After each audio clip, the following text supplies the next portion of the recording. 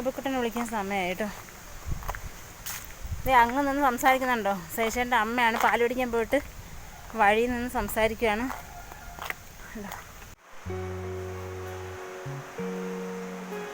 Hi കൂട്ടുകാരെ, നല്ല തണുപ്പാണ്. സമയം ഇപ്പോൾ 5 മണി കഴിഞ്ഞു കേട്ടോ. 5:30 ആവാറായി. ഞാൻ അബിക്കുട്ടന് സ്കൂളുണ്ട്, അപ്പോൾ സെഷനിൽ ജോലിക്കും പോകണം. അപ്പം ഞാൻ രാവിലെ ബ്രേക്ക്ഫാസ്റ്റ് വയ്ക്കാനുള്ള തിരക്കിലാണ്. സാമ്പാർ ഇഡലിയാണ് വയ്ക്കുന്നത് കേട്ടോ. നേരം വെളുത്തിട്ടുകൂടിയില്ല. നല്ല മഴ പെയ്ത് നല്ല തണുപ്പായി കിടക്കുവാണ്. ഞാൻ മലക്കറിയൊക്കെ ഞാൻ ഫ്രിഡ്ജിൽ നിന്ന് എടുത്ത് വെച്ചു കേട്ടോ. പിന്നെ ഇപ്പോൾ തണുപ്പായതുകൊണ്ട് ഞാൻ പാലടുപ്പത്ത് വെച്ചു. പിന്നെ കുക്കറിൽ സാമ്പാറിനുള്ള പരിപ്പും വെച്ചു.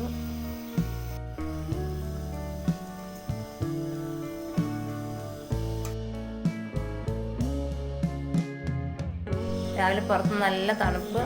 അപ്പോൾ നമുക്ക് ചായ കുടിച്ചിട്ടുണ്ട്, ബ്രേക്ക്ഫാസ്റ്റ് ഉണ്ടാക്കാം. ഇഡലിക്കുള്ള മാവ് നേരെ എടുത്ത് വെച്ചിട്ടുണ്ട്. ഇനി ഇഡലി ഉണ്ടാക്കാൻ പോവാണ്.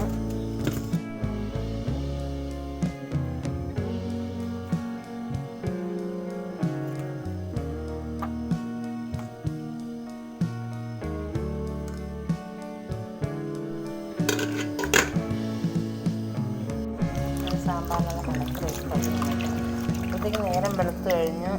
ഇഡലിൻ്റെ റെഡി ആവുന്നുണ്ട്. ഇപ്പം നേരത്തെ ഇങ്ങനെ വെളുത്ത് വരുന്നു കേട്ടോ. സാമ്പാർ നമ്മുടെ റെഡിയായി കഴിഞ്ഞു. അപ്പോൾ അതിൻ്റെ കൂടെ നമുക്ക് കുറച്ച് മല്ലിയിലയോടെ തൂക്കി കൊടുക്കാം.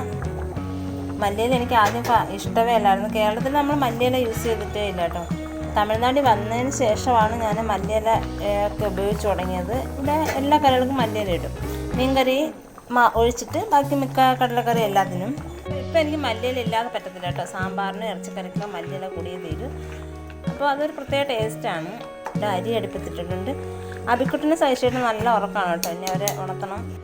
പിന്നെ അവരെ അബിക്കുട്ടൻ കണ്ടൊന്നുമില്ല. രാവിലെ അബിക്കുട്ടൻ്റെ വെളിയിലിട്ട് പോളേ. അബിക്കുട്ടന് സ്കൂളിൽ ഉച്ചയ്ക്ക് കഴിക്കാൻ ബ്രേക്ക്ഫാസ്റ്റ് ആണ് കൊടുത്തു വിടുന്നത്. ചോറ് കൊടുത്തു വിട്ടാൽ ഭയങ്കര മടിയാണ് കഴിക്കാൻ കേട്ടോ. എല്ലാം ബാലൻസും തിരിച്ചു കൊണ്ടുവരും. അപ്പോൾ പക്ഷേ കാപ്പിയൊക്കെ കൊടുത്തു വിടുകയാണെങ്കിൽ ഫുള്ളാ തിന്നിട്ട് വരും.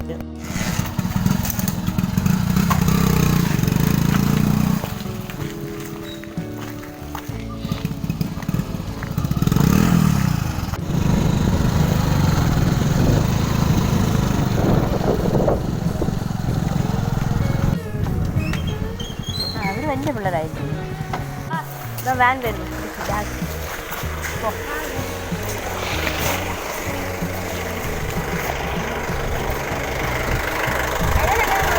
അത് വരില്ല. ലീവ് ആമാം കാശ് തരികയാണ് ലീവെന്ന് പറഞ്ഞു.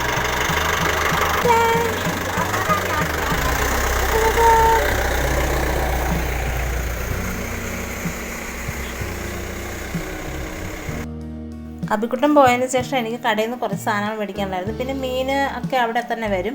അതെല്ലാം മേടിച്ചുകൊണ്ടാണ് പിന്നെ ഞാൻ വീട്ടിലോട്ട് പോകുന്നത്.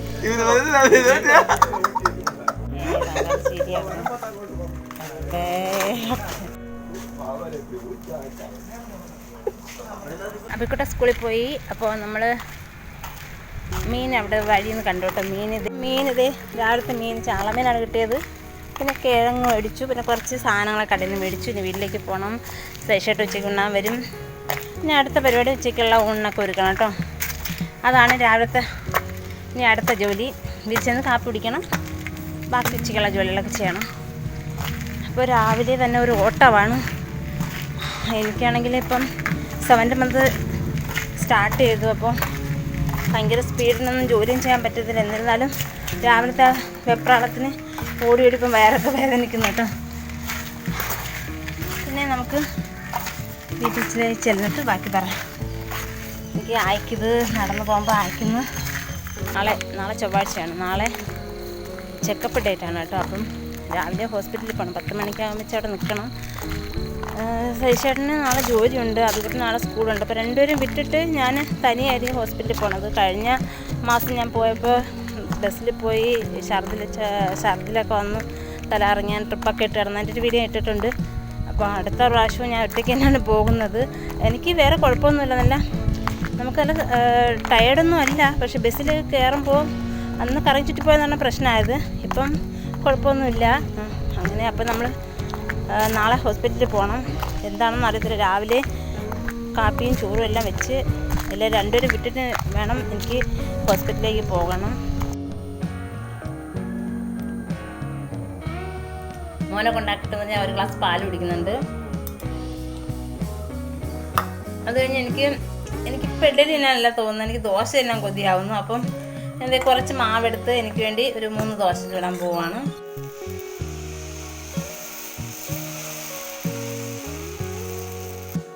അപ്പം നമ്മൾ നല്ല ചൂട് ദോശയുടെ സാമ്പാർ ഇട്ട് കഴിക്കാൻ പോവാണ്.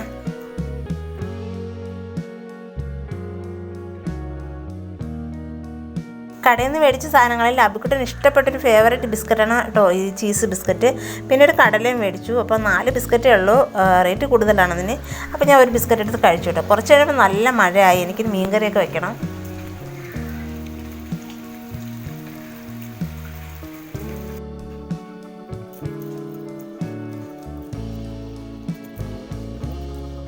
പിന്നെ മീൻകറി അടുപ്പത്താക്കിയിട്ട് നമ്മൾ കിഴങ്ങ് മുറിക്കാൻ പോവാണ്.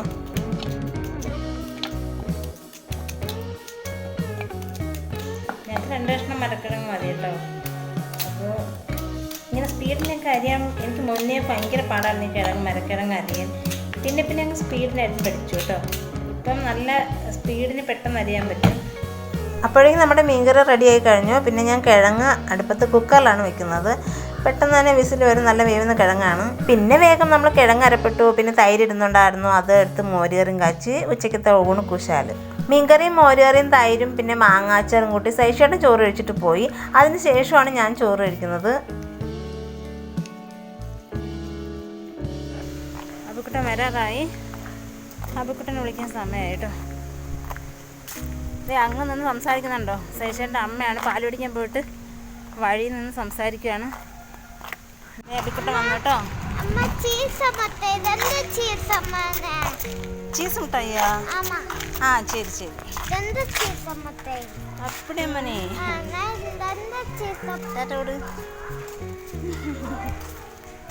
അബിക്കുട്ട സ്കൂളിൽ നിന്ന് വന്ന ഉടനെ ഞാൻ കുളിപ്പിക്കും കേട്ടോ.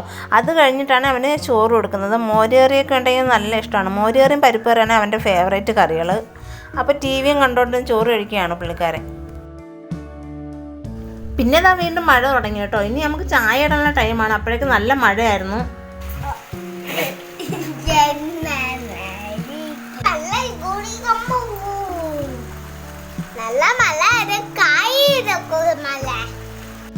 വൈകിട്ടത്തെ ചായയുടെ കഴിക്കാൻ നമുക്ക് ബിസ്ക്കറ്റ് ആയിരുന്നു. പിന്നെ ചായ കുടി കഴിഞ്ഞു. പിന്നെ വിളക്ക് എത്തിക്കണം.